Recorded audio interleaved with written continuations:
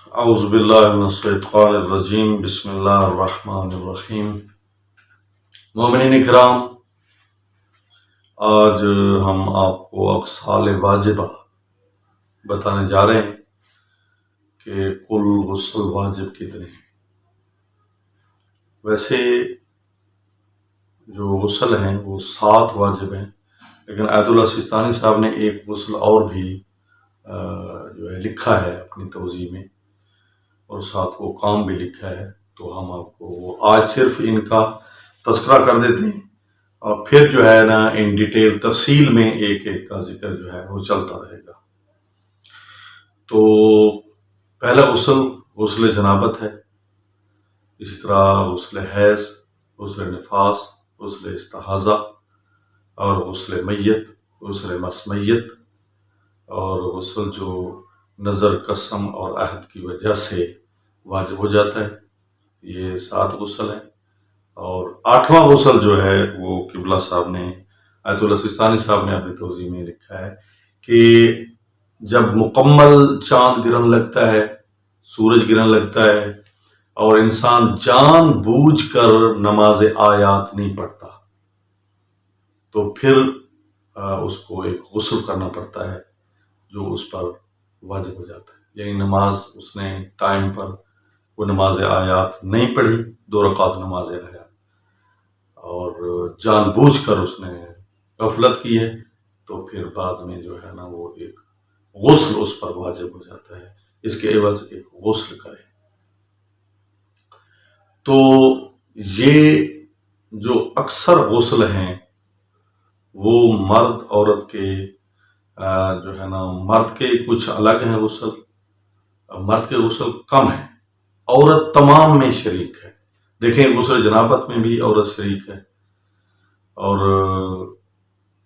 جو غسل جنابت مسلم میاں بیوی کرتے ہیں، اور اسی طرح جو ہے نا غسل میت مرد کے لیے بھی ہے، عورت کے لیے بھی ہے۔ جب مرد مرتا ہے اس کو بھی غسل میت دیا جاتا ہے، اور جب عورت مرتی ہے تو اس کو غسل میت دینا پڑتا ہے۔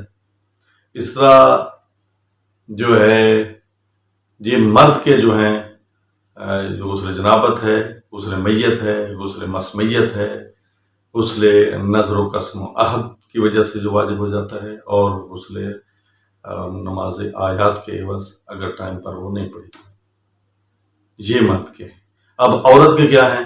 غسل جنابت ہے، غسل حیض ہے، غسل استحاضہ ہے، غسل نفاس ہے، اور نظر قسم عہد کا غسل ہے، اور غسل میت ہے، غسل مس میت ہے، اور نماز آیات ٹائم پر نہ پڑھنا سے بھی جان بوجھ کر وہ آیت اللہ سیستانی نے جو فرمایا ہے وہ بھی غسل عورت پر واجب ہے۔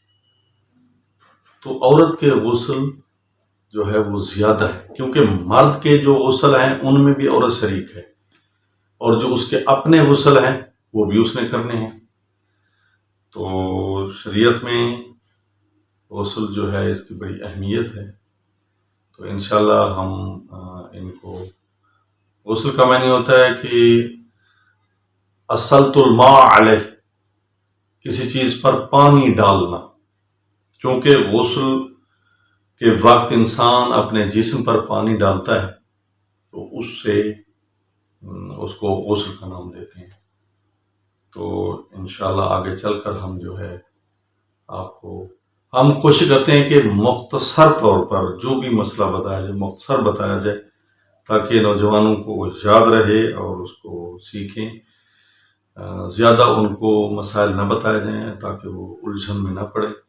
اب ہم نے یہ جو 8 غسل ہیں وہ آپ کو بتا دیے ہیں، پھر ہم ان کی آہستہ آہستہ تفصیل بتائیں گے۔ دعا ہے کہ اللہ تعالی ہم سب کو دین مبین کو سمجھنے اور اس پر عمل کرنے کی توفیق نصیب فرمائے۔ السلام علیکم ورحمۃ اللہ وبرکاتہ۔